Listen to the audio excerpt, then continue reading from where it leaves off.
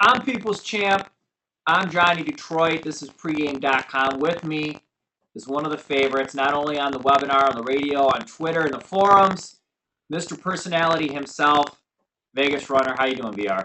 Never better, my man. Never better. I actually, right now, I just logged in to see the final, moves from a couple of the movers that I have access to that are firing away prop bets, NHL, Major League Baseball, NBA now, doing a lot of NBA from what I've seen over the last 2 days, believe it or not. So excited about that. I just tweeted out the World Series stuff. I wish I could find a way, JD, where I could just take a picture of it and tweet it all out, just a picture, because they make like 30 plays, you know what I mean, combined, all the movers that I have the access to, and that way I could put it out there and let people pick what, you know what I mean, look and choose what they want to do with the information, instead of me just picking a couple and putting them out there. But anyway. Real quick, you know that there's a thing called a screenshot, and you could tweet photos through Twitter. You know that, right? I get that, but I can't give away all this access to this, the stuff. So then anybody that looks will be able to log into these accounts. Good point. Next thing I know, these people are firing $5,000 bets into these accounts and stuff. All right, so we're going to get started. First thing, right from Las Vegas. What the fuck just, damn, I did my own rule. Right from Las Vegas, is everyone who is on most of the webinars with me in VR. It's only a matter of time. Usually it's him, so technically I guess you could say it would be a no wager until he could do it. But the over-under on the first F-bomb is going to be 5.5 minutes starting now, so I'm going to start a timer. And I know VR is not going to be able to help himself because every time we do these webinars, he always cracks up. I do all these webinars. He's the only one that constantly can't help himself. I almost did it again. To jump in and drop an F-bomb. The fix is in now that you told me. This is like inside information. You shouldn't have said anything. Now that the fix is in, this is good. So Mark Simpson said an F-bomb under the True Steam Max bet. and sprinkle some fucking money line, or some money on the money line. Listen, let me just clear something up once and for all. Now that you just said that, I do the most simplest thing you could possibly do with my plays, and I get so sick and tired of people like all these labels, all these labels, all these labels. It's one simple label. A 2-star is a regular bet. It's a premium play. It's a client bet. It's a bet that I'm making. It's an average size bet. A 3-star, that's my best bet for that day. Now, since that's the highest rated play at pregame, 3-star, obviously there's times that I'm going to bet more on a best bet. So what I do is I label it. And the way I label it is simple. Game of the week, game of the month, and max bet, which should be your biggest bet. And for that once in a season, that game of the year. So we'll put that aside. So you have a 2-star, a 3-star, and then the strength of a 3-star is game of the week, game of the month, and a max bet. That's it. The only reason I write True Steam is so you know it's a Steam play and you better get down ASAP. The only reason I'll write setup is so you know that this game's being set up. So sit back, let the price rise for you, and then fire. I can't make it any more simpler than that. Sorry, I just had to get that out there. All right, we're go ahead. Let's talk hoops. They got to make some money this season. I'm fired up for this hoop season. I really am. Well, one of the things is in the webinars with me and you is it's always tons and tons of questions. So I'm going to do something different. I'm sure a lot of the questions are going to cover things you want to talk about. So I have the forum post right up here. We're going to go one by one. This is from Jelly Time. My question was, how much influence, if any, does a certain referee being posted to a game have? Listen, ever since the Donaghy situation, not as much, okay? Before the Donaghy situation, yeah, it was huge. But ever since the book was written, ever since the referees have been scrutinized and pretty much the information's out there about which referees have a grudge against which players, against which owners, against which head coaches, rest assured, these guys, if anything, are going to try to be as unbiased towards those coaches, players, teams, than they have in the past. So for me, the only thing I think what's useful with the NBA ref information now, unless of course you bump into a ref that's betting like we had done, the only thing you could use it for is their tendencies. You know, some refs call a lot of fouls, some refs don't call a lot of fouls. You know, some refs don't mind blowouts, some refs like to keep games close. We know that. I mean, we've seen that in the past where there's certain refs that, you know, like to keep games close. They don't rep a lot of blowouts. So if you track this throughout the season and you have their history, and all of a sudden they're going true to form, you could take advantage of that whenever that rep happens to be with that. Now what happens is, you know, these guys are working in teams. So if you could group that information together, of course it's going to help you. It's one of the factors you want to look at, but believe it or not, it shouldn't be the deciding factor unless, of course, you know a referee that happens to be betting that particular game. And that would be a max bet, right? And that would be a game of the year. Fucking A, bro, a game of the year. All right, here we go. He did it. And that's the best part. I was trying to see if you could do it. That's nice. Without paying attention. 4 minutes, 9 seconds, 33 seconds. So anyone who bet the under, congrats to you, sir. This guy. All Next right. question. This comes it's from... because I quit smoking, bro. It's because I quit smoking. Corey in SoCal. Question, why is there a discrepancy on the money line between college basketball versus the NBA with the same point spread? Take, for example, a 5-point favorite in the NBA is about minus 220 on the money line, while a 5-point favorite in college basketball is about 250 on the money line. Technically, I should know the true answer for this. I'm going to take a flyer, and I'm embarrassed because I am a guy that likes to follow the math, is points are more valuable in the NBA. I mean, you'll never see a 30-point favorite in college or in NBA, but if Duke's playing who gives a shit you, Duke's going to be favored by 42. Where in the NBA, those points are a lot more valuable. That's a guess. I'm embarrassed I don't know the answer. I'm taking a flyer. VR, do you know the answer to that one? No, that's exactly it. That's why if you look at the NFL and college football, it costs you more to buy on a 3 and off a 3 in the NFL than it does in college football, at least with most books that are sharp. And the same thing with buying on or off a 7. There's more value in the NFL than there is in college football because of the variance in scoring. Like you said, the point spreads, you don't see 40-point spreads in the NFL, but you do see it every Saturday in college football. So points are at a premium, and that's why the money line, you're definitely paying more. Yeah, at least that's what I always thought, and no one's ever corrected me on that. And if someone who's listening, and I'm sure there's always a couple people that will go over everything, me, RJ, Marco, VR, Fez, with a fine-tooth comb, and then it's fine. I'll see these forums like, well, they don't want to know the truth, or they don't want to make a mistake. If you email me if what we said isn't right on this one, because I'm not 100% sure, I'm not going to bullshit you, I'll quote you as the one telling me. So if there's a better answer than what we just did, absolutely. feel free to let me know. It just makes obvious sense, you know what I mean? And of course, also, the home court advantage, you have to factor in. You know, I mean, just like you don't see the same money line for every -7. I mean, sure, there's that median, that average, but it differs from book to book. You're not going to see the exact same number for a -7 out there, money line that's going to be uniform all across the board. This question comes in via email. They didn't include their username, or I'll give them the plug. Question, hey, VR, if we buy your NBA college basketball package and we have a $5,000 bankroll, given the increased edge in November and December, how much should we wager on your 2 versus 3 stars versus the 3-star and up labels? How much does he have? 5 dimes? Yes. To work with? Yes. I would, let me tell you, to be completely honest, I would bet $50 on a 2-star, $100 on a 3-star, and go $150 on game of the week, $200 on game of the month, and $250 on a max bet. So you're going 5x, which sounds like a lot.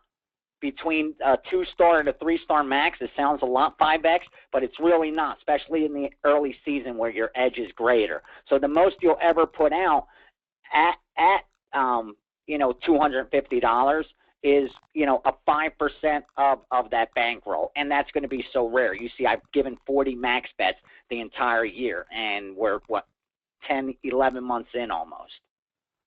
Question from me to you. What makes you decide to sprinkle shit on a money line? Always, baby, always. Listen, you got to take advantage of it. The only reason I'm ever going to bet an underdog is if I believe they have the opportunity to win the game. I don't care how big of a dog it is.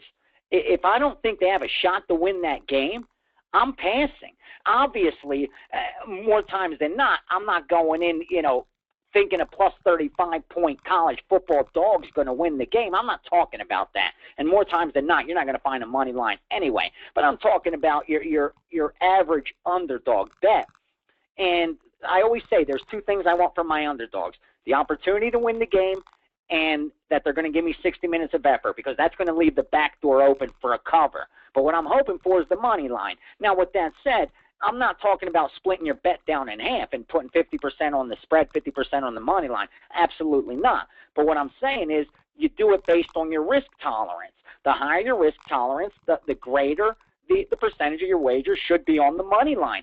Listen, when you bet money lines, you're not going to hit a high percentage. But the beauty of it is you don't have to, because you're getting +2, +3, +4 to 1 on those bets. So you don't have to. You don't have to hit 50% of your bets. You don't have to hit 40% of your bets. But especially, NFL, we know the team that usually covers wins the game. I mean, that's a trend that happens year in and year out for the longest of times. So in the NFL, you'd be crazy not to bet a dog on the money line if you're taking the points as well. At the very least, man, put 10% of your bet. If you're betting $100 on a game, bet 99 to win 90 on the point spread, and throw $10 on the money line. And I know it's like, what's $10? What that big deal? What's that going to get me? 10's going to get me plus, 20. Big deal. But that's what adds up, man. Every little bit adds up. And remember, you have to overcome that 11 to win 10. So anytime you cash that money line with the point spread, it's making the win percentage you have to hit overall a little lower, because of the fact now all of a sudden you're not laying 110 for your whole bet. You're getting plus money on a lot of your wagers. And when you make enough wagers, they start to add up. You make 20 money line wagers that you didn't pay any vig on, that starts to add up. And you have to look at it that way. Listen, if you're going to bet, you got to be able to separate what happens today with what your goal is long term. If you can't do that, if the outcome of one sporting event's that significant to you, then you need to find something else to do, because your heart's going to get broken, you're going to go broke, and this is going to be the worst roller coaster ride of your life, except for the times that you're going uphill and you are up top and you're ready to drop. When you're up top, things are great. But if you're not looking long term, believe me, you're not going to get even a chance to enjoy it, because it doesn't last. I always say, until you learn how to lose, you'll never be able to win in this racket. It's kind of like those poker players, even though advantage blackjack players that don't know how to go home or back up to their room behind. Like they have to sit and play, I'm going to stay until I get even. Really? What the fuck? The casino's not going anywhere. The tables aren't going anywhere. What's the difference whether you go get 8 hours of sleep and come back and play in the morning to going through the night to play, if the whole goal is just to win? Do you really have to go home with the money you came with? Does it really matter whether you recoup that tomorrow, the day after that? Now, if you need it to pay your rent, to pay your bills, you're doing the wrong. You're already lost. You have no shot as it is. If it means that, if it's like that. But what I'm saying is, for the serious guys, the ones that are willing to put their bankroll and separate their bankroll from their bills and their other investments and say, this is for sports betting, and they know there's going to take a while, and it's an investment vehicle that's actually very profitable. You could do better with this than you can with real estate, with the stock market, with so much. But I always say, if any friend of mine that has a stockbroker that makes them 20% on their investment in a year, they talk about him like he's God. But if you follow a given betting syndicate, wise guy, or even your own stuff, and you start with $1,000 bankroll January 1st, and December 31st you have $1,200, no one's happy. They're like, I made $200. That's it. Because they associate betting with gambling, and you associate gambling with the big score. And that's not going to happen. The only way you're going to make a big score is if you're willing to risk it all and go broke. And why would you ever want to do that? If you're going to use an investment vehicle, then you got to look long term. And if you're looking long term, make smart moves. And a smart move is betting the money line for a percentage of your wager, because you eliminate the vig, number one. And again, if I'm going to bet a dog, baby, I want it to bark and I want it to bite. I want it to win the damn game. I ain't looking for it to cover the spread. Go ahead. Next. Real quick on what you just said about that whole stock market analogy is if you buy, a Morningstar Access, or you buy a Money Magazine, like their top-rated funds, for holding your money for the year are doing like 12%, 10%. And then that's fucking considered like the greatest thing since sliced bread. And what made me think of that is, every Saturday I'll take the biggest dogs in 5 dimes because they'll put money lines on those really big favorites. And I'll say, take Oregon, Alabama, and Florida State, all minus 30, straight up $1,000 will win you $9, and everyone will laugh, $9. And one guy tweeted me back one day, and he goes, if you really think about that, he goes, percentage-wise, you're getting that like 3 hours of work, and mathematically, there's what they're favored at. No team in history has ever lost outright. And I was like, to be honest, that just shows you how different people look at sports. Jay, that's so perfect. The perfect example, I have my buddy drive me down. No lie, I have about 30 minutes. This happened like maybe, I don't even remember, man. Within this year, I'm like, dude, I got to get to the sports book to bet this boxing fight. It was a boxing match. I'm like, you got to come get me. You got to come get me. We got to go down.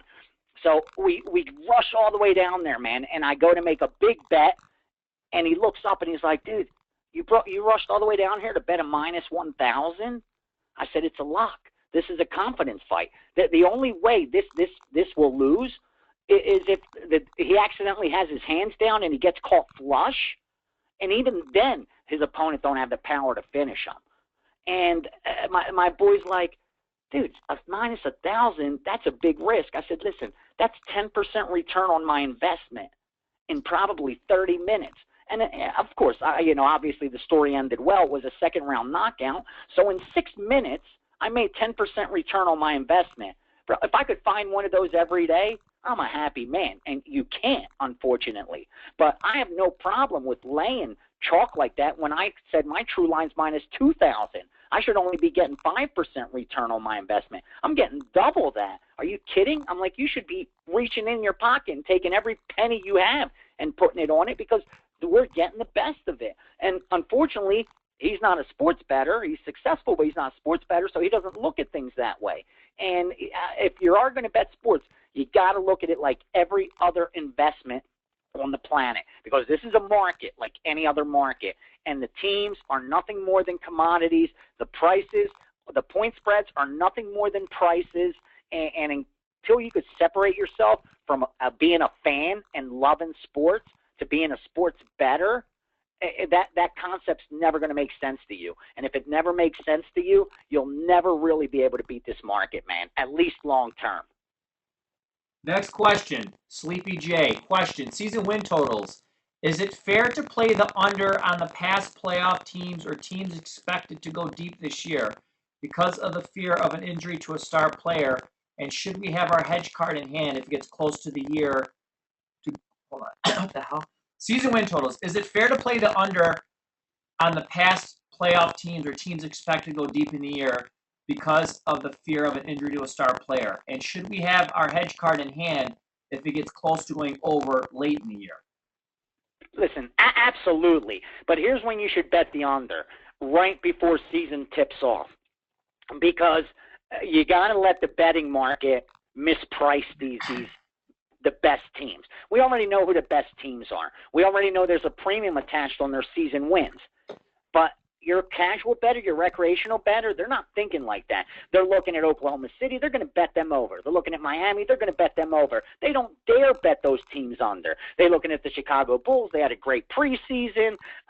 We're going to bet that team over. They look at the Lakers this year. Oh, they're not going to be as bad as last year. They bet that team over. And what you want to do is sit back and you want to try to beat the wise guys who are out to do the exact same thing. And that's what we've seen this year. You saw Oklahoma City get adjusted to as high as 56. When it did, right away, movers went out there and they bet the under. I mean, you saw it happen with Chicago. It went from 56.5 up to 57.5. Every guy I know took a little something on that under. So there is value there. But as far as the hedging goes, for me, here's what I always say about hedging. It's such a simple concept, and you really have to just stick with it and never regret what you do. You hedge for two reasons only. A, there's value on that second bet, meaning I would have bet that side anyway because at that price, that's the right side. Or the money you stand to win or lose is significant. And if you don't win that money, it's going to play a negative on your mindset, meaning it's going to be devastating to your bankroll or it's going to be devastating to you mentally. When that's the case, hedge it. And no matter how it ends up, know you did the right thing, or else you wouldn't have made that decision. But fortunately, I've been doing this long enough. My bankroll's where I don't find myself in that position. So for me, the only time I ever hedge a bet, honestly, is when I believe, you know what, this is now the right side. That's if I'm not working the middle and I'm actually hedging. Like if I have a 14 parlay, because I throw parlays in for the fun of it, for me that's my lotto ticket. If it's not correlated, it's a lotto ticket. And there's been many times where I go into the Sunday night game or the Monday night game, and all of a sudden I have a 17 parlay alive. And I'm thinking to myself, my buddies are laughing, you got 80 to 1, sometimes 50 to 1, 100 to 1, regardless of what it is, live on that Monday night game. And they're like, hedge, hedge, hedge, hedge. And I always say, if I don't like the other side come Monday night, there's no way I'm hedging it. I got them by the balls. Why do I ever want to let them go and give up half the money? I have them where I want them. The whole point of putting this bet in was to go 7-0. I wasn't trying to go 6-0 and then hedge, or else I would have just stopped at 6 teams. Why would I ever put that 7th team on that parlay card? My rule on hedging is unless it's life-changing money, don't be a pussy. Nick, you have them by the balls. You have them by the balls. You're getting 50 to 1, 100 to 1, 40 to 1, whatever it is. Those odds for a reason, and on the outcome of one game. You're already not getting true odds on it anyway. They're already fucking you because a 14 parlay is more than 10 to 1. A 3-team parlay is more than 6 to 1. You're not getting true odds anyway. And now you're going to let them go? Never. Yeah, that's the funny part is people don't understand is even if you let the parlay play itself out and you win, you're still technically taking it in the ass because you're not taking the worst of it. So you're going to the book saying, you know what, you're screwing me anyways if I hit the Miracle 7-teamer. So but I'm going to let you off the hook. Let me pay me even less because, my thing is this, is I get that question a lot. And I say, everybody's different. If you got a big bankroll or you're up a ton of money or whatever it is different than if you're trying to grind it out. For me, if it's something that, I could take my kids to fucking Disneyland and not and set a bunch of money on fire and put a bunch of singles in, Minnie's G-string, I'm going to maybe hedge out of it. But if it's something that's maybe a nice dinner or a car payment, no fucking way I'm going to hedge out of it. That's the reason I made the bet. And speaking of, I'm going to ask you, VR, because I'm going to hedge this if I get this chance, and I'm going to thank you, is I got 1,000 on the Saints, 22 to 1. 22,000 to me is money worth hedging. What's your thoughts? Honestly, I know your position, and that's not life-changing money for you. Sure, it's a nice score. It's a nice score for anybody. And you'd be pissed if you didn't, if you knew, if it doesn't work out and you're like, damn, I could have locked up 5,000, 10,000. That's good money, man. People work a whole month for that kind of money. So that's a lot of money. Any way you cut it, I don't care how much money you have. 5 dimes, 10 dimes is good money.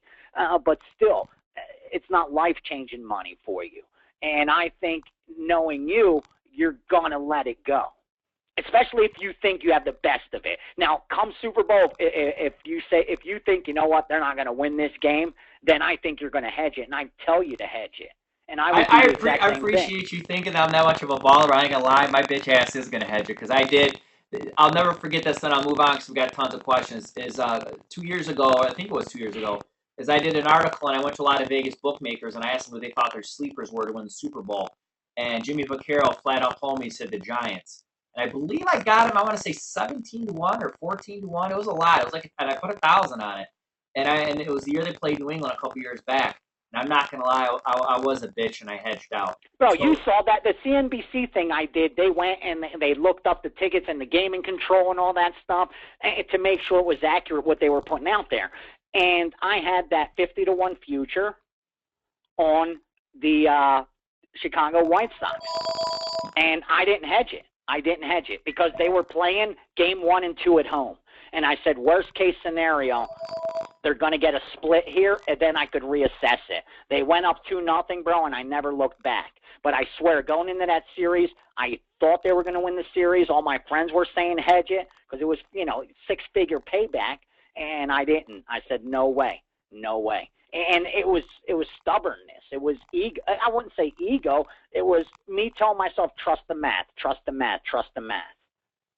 And then I don't regret, kind of like blackjack. I always say, trust the math, trust the math. And I don't regret when they pull out, that 6-card 21 on me when I have my biggest bet and I already split and doubled down twice. Jimmy G415, what about middling? Are there key numbers like in football or say paying 110 each way? How much of a spread do you need to go for a middle, i.e. with the favorite -2 and the dog +4 work? How much is spread for over-under? I'd imagine it would take a much larger spread. Nothing, and even saying football, there's not even truly key numbers per se in comparison to college and NFL. Yeah, 3's worth 13 cents, 10's 11. Your 14's worth 9, 24's worth 10 in college. Key numbers in football aren't even created equal. The NFL is the king. In basketball, if you had to say comparison to football, is no. But if you have to look at basketball and say, are there certain numbers that are more key than others? That answer would probably be yes. And I've always been told, and I've seen different math on it, is you kind of want to follow the guidelines for key numbers along what a basketball team would fall on. Once I believe it's after they get past 7, I don't have my middling notes on. I got a whole cheat sheet of what I should be doing when I'm seeing things. Is once they get past that threshold of they stop following is when the numbers become less valuable because the team, I think, is down 7. They're going to foul, then you factor in the free throws. So anything in that threshold is more key than another number. VR? I agree 100%, and that's actually something Fezzik believes in a lot. That once you get to that 7, is 5, 6, 7 area is when things start to change. Again, there's a lot of middling opportunities in all sports every day in the market. But what I always tell guys that their goal is to middle, you have to allocate part of your bankroll to middling and do nothing else. And look at it as long term because it could be one of the most frustrating type of investments you could make. I mean, I know when we did, when I had with that office that was doing the bonus hunting, and we did so much middling, and there were sometimes weeks would pass. We had some big gaps, and the game just wouldn't fall in there. You know what I mean? Those you're are just the pulling your hair, days. and then a week goes, and you're catching 3 or 4 of them every day. So I was a bigger scumbag than you. I used to do that and get those, and they would offer, 50%, 100% up to 5 or 10,000, and you get like 5, 6, 7,000 in bonus money. I would literally get a hard on when books were like actually taking more of a stand, and everybody wasn't just following what Chris Greek or Pinnacle did. And you would see some hockey game or some baseball game like -250, +250, and you're able to put like 5,000 in action on one game to meet those rollover requirements, and all you're doing is being a bonus holder, just not technically free stealing. But hey, if the books are that fucking stupid, I mean, that was a good couple years, man. Yes, it was.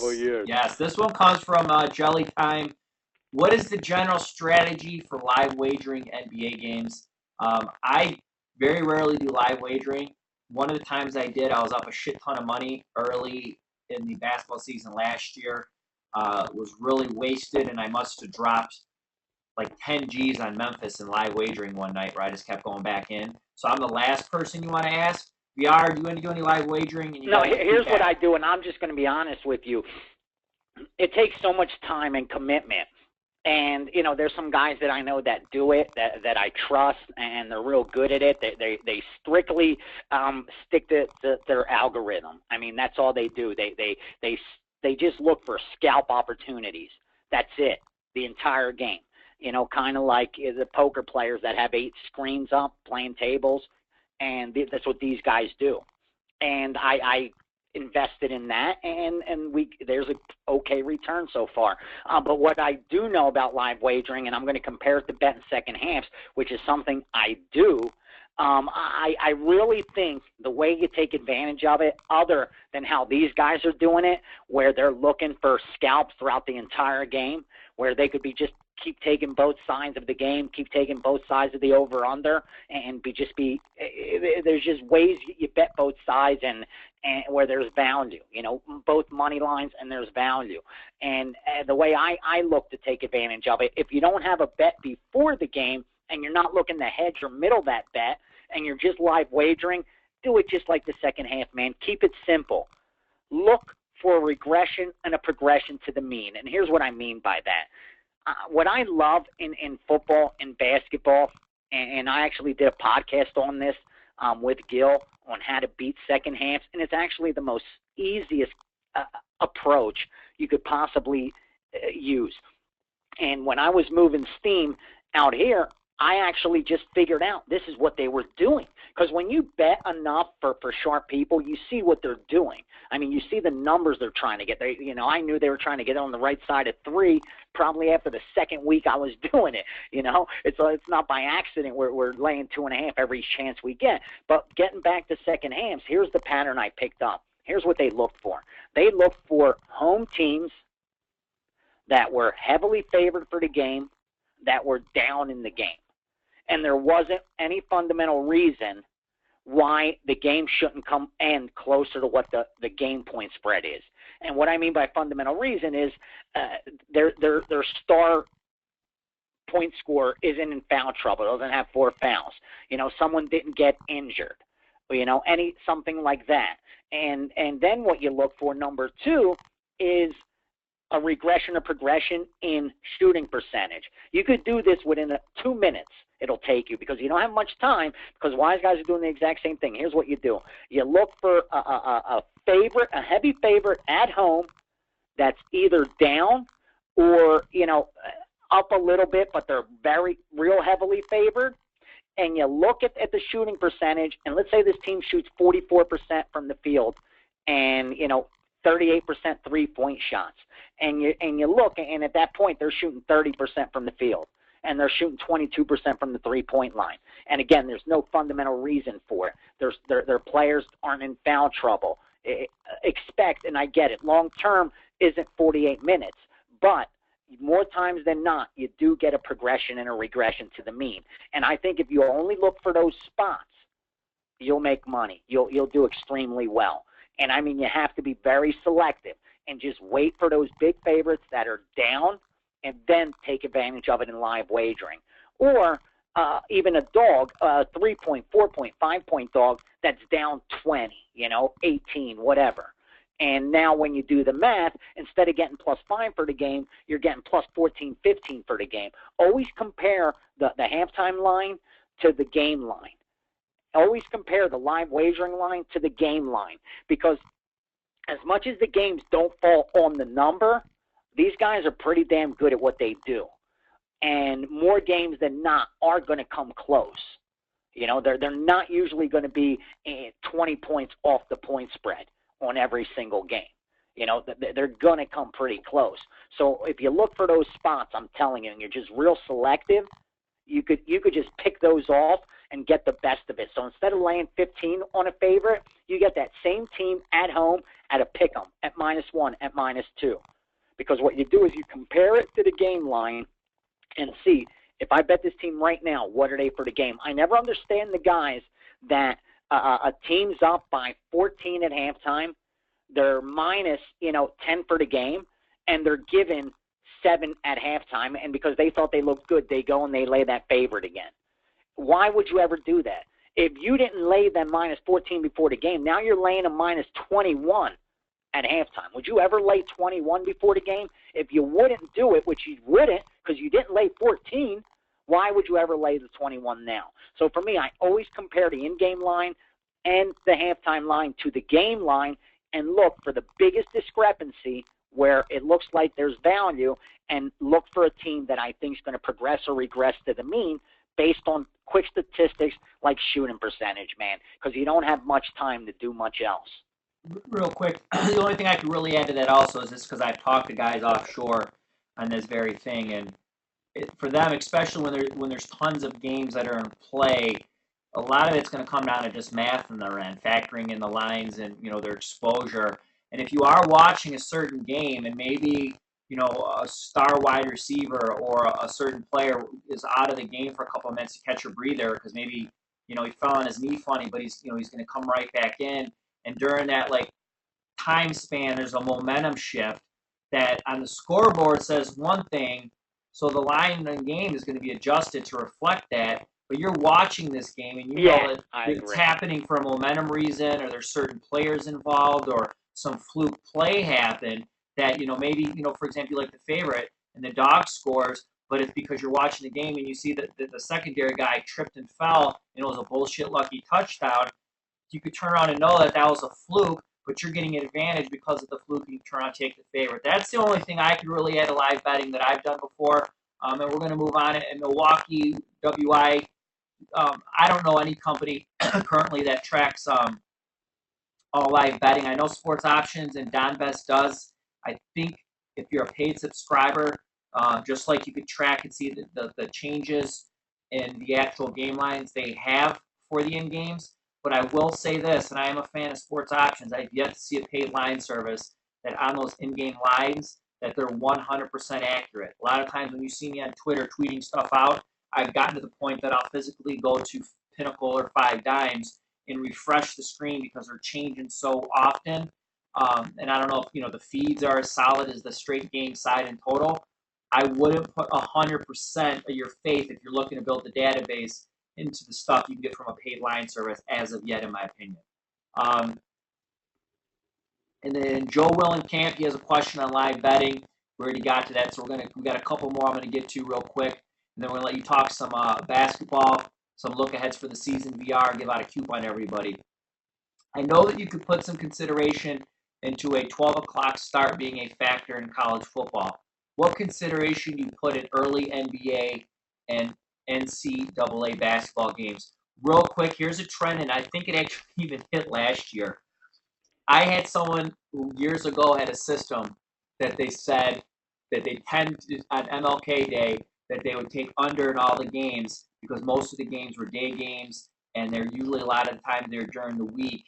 And since the NBA players were used to either traveling or playing night games, to have to come out of the weekend, wake up early, and play the game, they were dragging ass. And he played it every single year. And I knew the same situation applied to anything that was on an off-schedule day. He would focus on the unders. I don't have long-term data. I know that I played it in the past. I think I tweeted it out last year what it ended up doing. VR, what are your thoughts on early games? Anything? For me, it's simple. If I'm not looking to take advantage of a travel situation, and now we know East Coast team going west, West Coast team going east, what have you, is factored into the line because for a number of years, bettors were taking advantage of it. But unless I'm not looking to take advantage of a scheduling situation based on travel, more times than not, I like to pass on the early games, and here's why. Because I'm of the belief that when they bring out the lines, and they're bringing them out all pretty much at one time, okay? And I'd love to see some results early to get a feel for what exactly they were trying to do today. We know, for instance, after last Sunday's debacle in the NFL, we know the books were coming out this week to protect themselves. Yeah. All those cut favorites and over covering. 67% you knew they were out to protect favorites, themselves. 67% over, and exactly. And a perfect example at 91. A perfect example of that was Monday Night Football. They took no chances. They bumped Seattle up to 14. They're like, fuck you. You want to bet the favorite? You're going to lay 14. You want to bet the over? You're going to go over 44, whatever it was, when the total shouldn't have even been 39. And that's what they made you do. So when I see some results early, it gives me a feel for what exactly is going on. It also allows me to see how the betting syndicates are doing. Are they on point? How did that early steam do? And finally, it gives bettors a chance, casual bettors, to let their money actually impact the market. Because let's not forget, respect moves lines, but money moves lines as well. And a lot of times, books don't want to take a position. So public has a lot of power, and they knock a lot of lines out of whack. But what I've known from years knowing bookmakers, a lot of the early games are tied into parlays more than anything else. People want live action going into the later games. And instead of straight betting the early game, they'll put in a parlay with the 9 o'clock game tied into the noon game or tied into the night game. It's not enough money to really affect many point spreads. And then if their game's not going good, they start firing. If it is going good, they start firing. Regardless, they start firing. And once they do, they're forcing line moves on later games. And for me, being one of those bettors that likes to take advantage of inefficiencies in the betting market, that's what I aim to do. I wait for lines to get knocked out of whack, and it doesn't usually happen early in the morning. I can tell you this, and this more comes from local bookies rather than, anyone from Vegas verifying this. So if anyone disagrees, so be it. Because I know a lot of my friends who took big local action, they used to always say they'd rather have the public win early and lose late than vice versa. Because if they lose in the 1 o'clocks, they go fucking buck wild in the late games. And even if they're, below 50%, because they parlay and tease and, bet as much as they can in the afternoon games, a losing day could turn into a winning day, even though they're a coin flip. Whereas if they do good in the early, in the lates, they're going to piss it back, and then they're going to, you're actually going to make money because the public's, if they're up, they're going to bet more because they want to win, and when they're losing, they're going to chase. I mean, the dream scenario is the 1 and the 4 o'clocks both go against them. But this weekend had to be horrible for the books. I mean, the only game I think in the afternoon that went the books' way was Atlanta. All right, next question, VR. This is from Perks. VR, do you have any sleeper underdog teams early in the NBA or big fade teams? Listen, it's pretty simple. Early on, I'm very selective. I do like the Canadian does in NHL early. Where I'll if 2 days, 3 days pass and I don't see something worth unloading on, I'll wait because my bet sizes are a lot bigger. So I don't need volume. I just need winners. And I'll wait to get the most value I can instead of firing a bunch of volume and just trying to grind out a profit. The way I approach is totally different when I think the market's really weak. And the thing is, it's not going to be weak on every matchup. It'll be weakest most likely on those primetime matchups, on those marquee games, on those high-profile teams. They're usually the most mispriced, believe it or not. And a perfect example of that is, last year, the Miami Heat, okay? They went 50 games over 500. They won 81% of their games straight up. And if you bet them every single game, and this is the opening number, not the close. It's probably not even good if you're going against the close. If you bet the opening number, you won 7 units max. 7. This is a team that won 81% of their games. And they only profited 7 units. You look at a team like Indiana, won 61% of their games. You bet them every game, you lost money. Chicago, win 55% of their games. You bet them every day, you lost money. You know who you made money with that did well? The New York Knicks. You know why? Because no one saw them coming. Look at Brooklyn. They were only 5 games behind New York last year. But guess what? You bet Brooklyn, you lost money. The Celtics, you lost money. The Bulls, you lost money.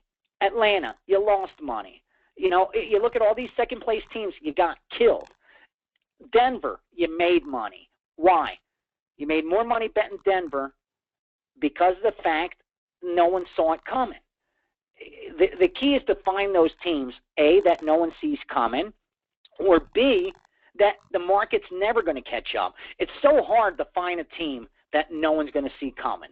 This is the days of the internet, man. Information's so readily available. Opinions are out there. There's so many columns. So much is written about every single team. It's pretty hard for you to be the only one that uncovers this one diamond in the rough. But it isn't hard after 10 games pass, after 15 games pass, to draw a conclusion and stick to it. And a perfect example of that is last year's Washington Nationals. Nobody made money betting them, myself included. Nobody did. You know why? Because we got so used to fading the Washington Nationals that we went through an entire season where they did amazing. They won more games than anybody. And yet everyone kept waiting for the wheels to fall off. It got to the All-Star break. Oh, here comes the decline.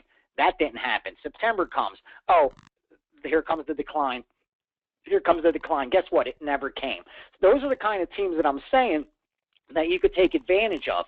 Denver didn't just all of a sudden get all those wins out of nowhere. I mean, to win 60, 70% of your games, you have to win some early on. It's not like they just did that the last 25 games. So what I'm saying is, don't be afraid to wait a week or two. Don't get so excited. Like books always tell you the first month of baseball they get the most volume, and then the playoffs. Why the first month? Because college basketball is over, March Madness is over, there's no football. People just want to bet, and they get all excited about baseball.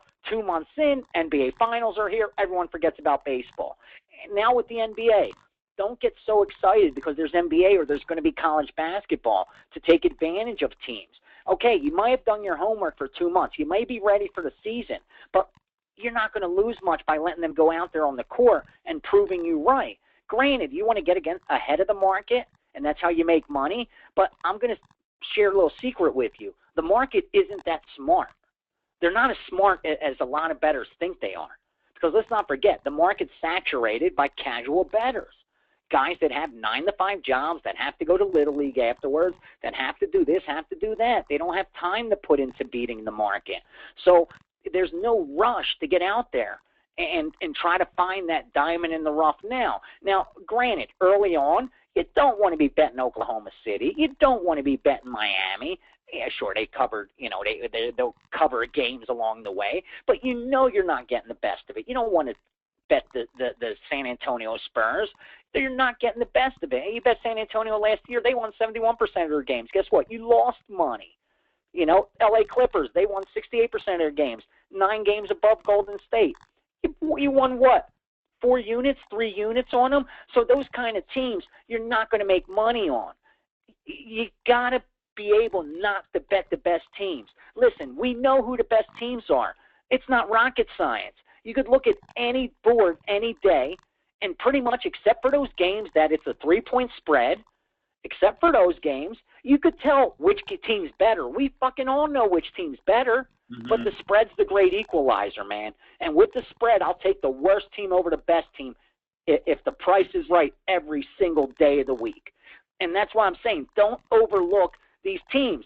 Washington, last year, they won 35% of their games. You know that? And you made more money betting Washington than you did betting the Miami Heat. Betting the Washington team that only won 29 games. Teams like that is where you're going to make your money, believe it or not. Dallas Mavericks, a 500 team.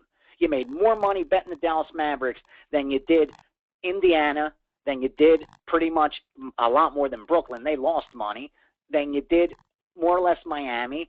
So don't look for these great teams. Don't look to back these great teams unless you're betting them on the money line. And don't ever bet a teaser in the NBA, man. Save your fucking money. Send it to the poor. There's kids that need it. There's orphans in the world. There's animal shelters.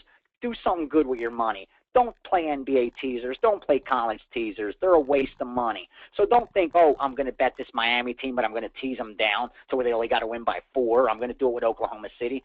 That's a waste of money. You're throwing it away. But what I'm trying to say is, in this season ahead, forget the Oklahoma Cities. Forget the Miamis. Forget the San Antonios. Forget those teams. Focus on the teams nobody cares about, no one's talking about.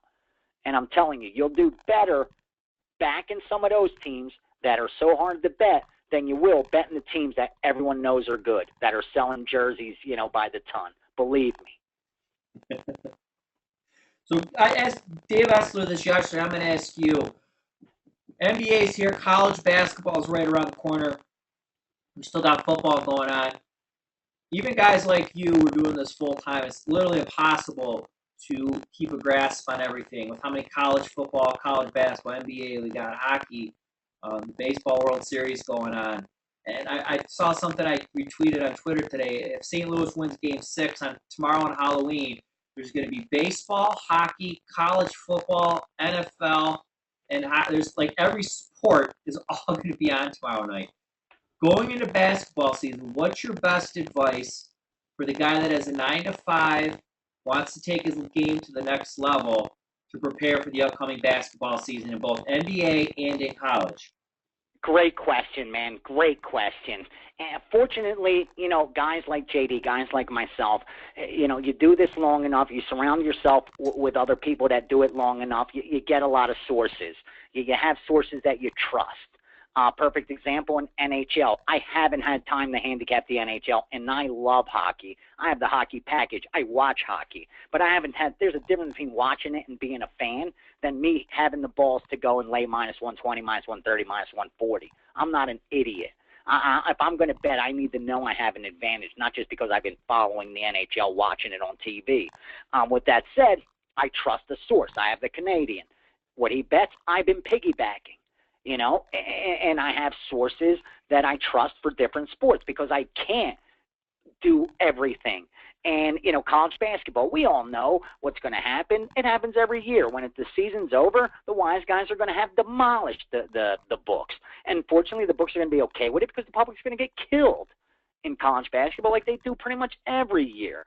And what I'm going to do is I'm going to do the same thing I did every year. I'm going to use every mover that I have access to that moves college basketball for the sharpest guys. I'm going to get their plays early on. And as football winds down and I have time to focus on it, I'm going to do like I do with football and every other sport where I come up with my leans, and then when they match what I know a buy order is going to come out, I'll make it a play. I'll bet it. There's different ways I confirm it. But what I'm saying is if you don't have all these sources you could trust to do the work for you, then keep it simple.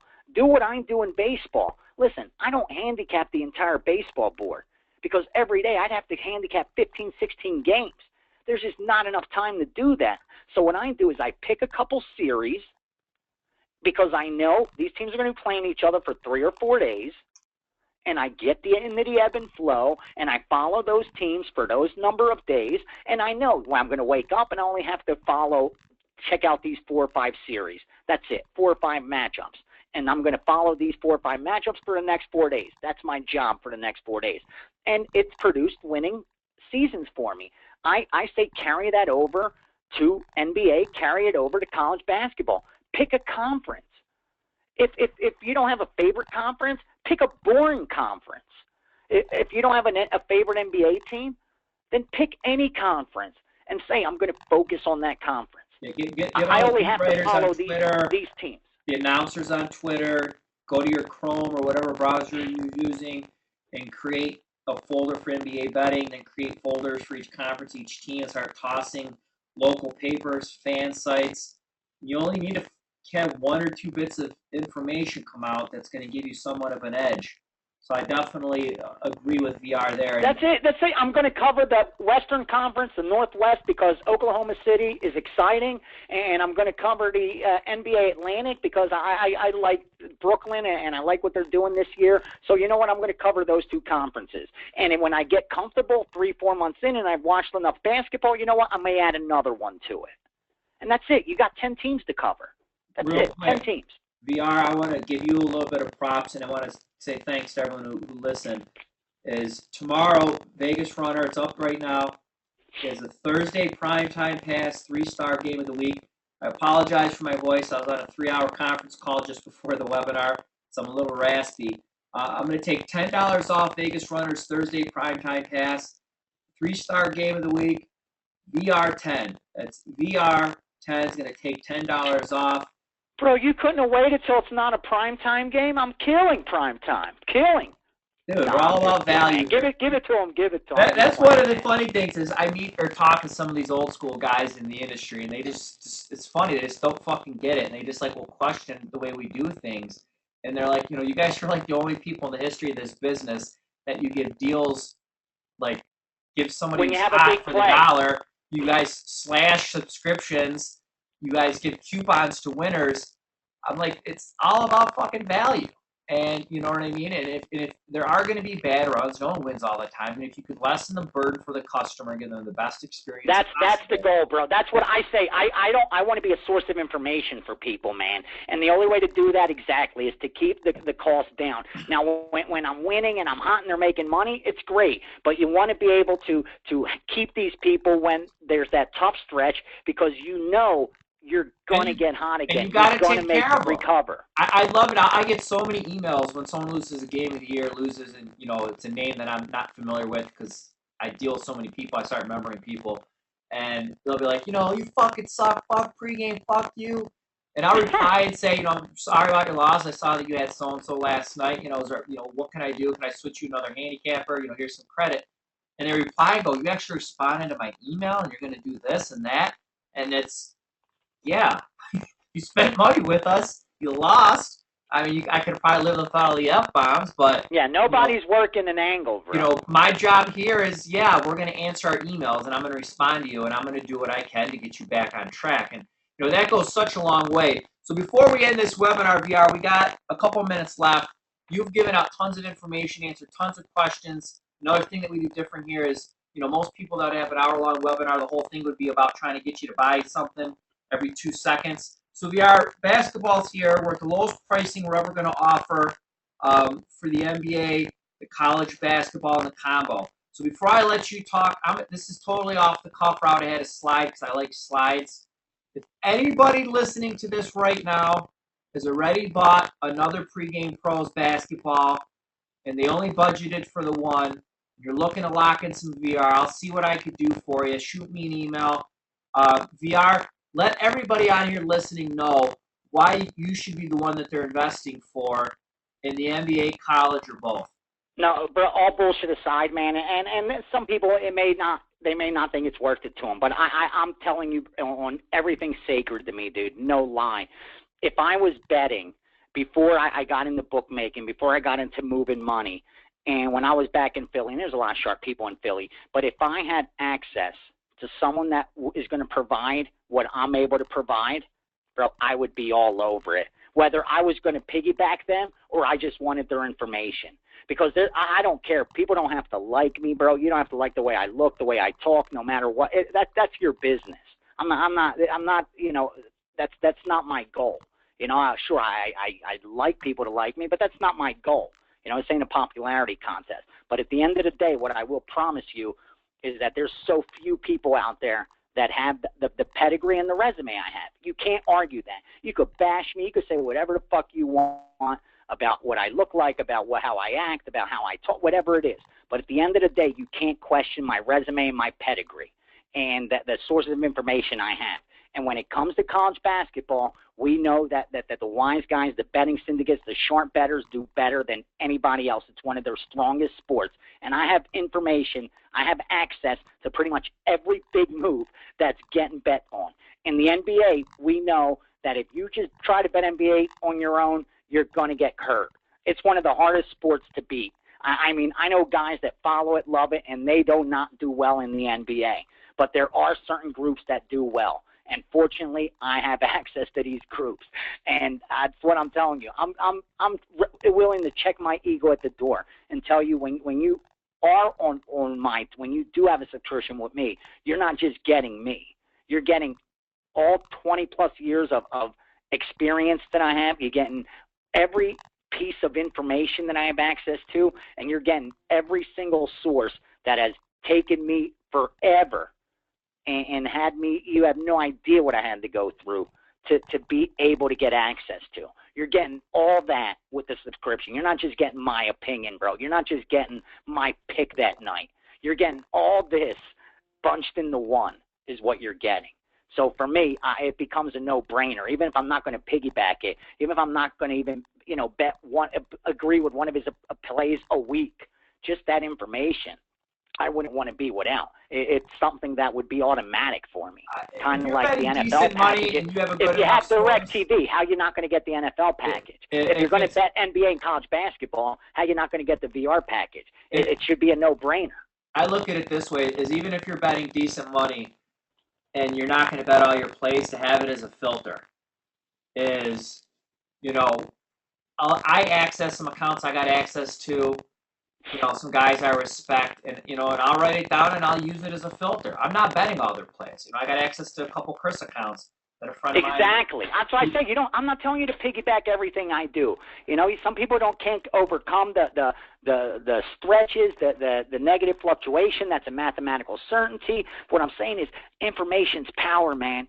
And I pay for information. If you could follow me around for the week and see the money that I have to pay for information, you'd say that you're getting a good deal for a whole fucking season.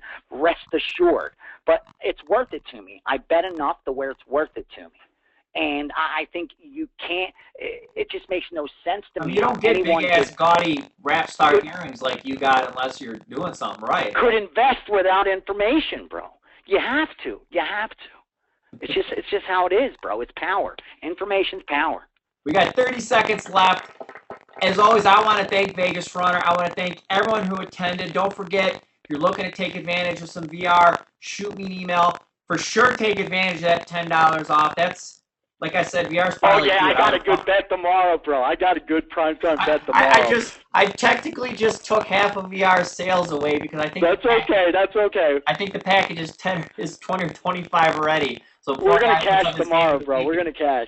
I come in and just kind of say, all right, VR, I'm giving away a $10 coupon. So I'll buy you a nice 3-0 suite, baby. I'm in Vegas the second week of November, VR. I'll buy you some dinner. Or next time Armando's out there, I think he's the week before me. He'll take care of you. So VR, I appreciate. Oh yeah, he's calling out. He's calling out soon, baby. He is. He actually come out a week before me. If he opened that bar, I was going to come up. Yeah, he is. So he's opening one in Dearborn, and for anyone who's in Michigan, I know. Taking over the old Double Olive. So VR, thanks for your time. I'm a little raspy. My pleasure, I'm 4 hours into talking, and I can babble like a junior high girl at the dance, but my throat is killing me. Thanks for everyone, everything. Thanks for joining us, fellas, ladies. All everyone, thanks for joining us. Good luck, everyone.